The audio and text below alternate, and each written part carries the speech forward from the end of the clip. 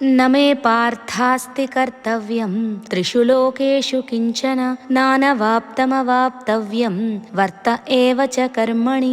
ఇప్పటిదాకా కృష్ణుడు అందరి గురించి చెప్పాడు. అర్జునుడిలో ఏమీ చలనం లేదు, ఇంకా లాభం లేదని ఇప్పుడు కృష్ణుడు తన గురించి తాను చెప్పుకుంటున్నాడు. అర్జున, నాకు ఈ మూడు లోకాలలో చేయతగిన పని కానీ చేయవలసిన పని కానీ లేదయ్యా.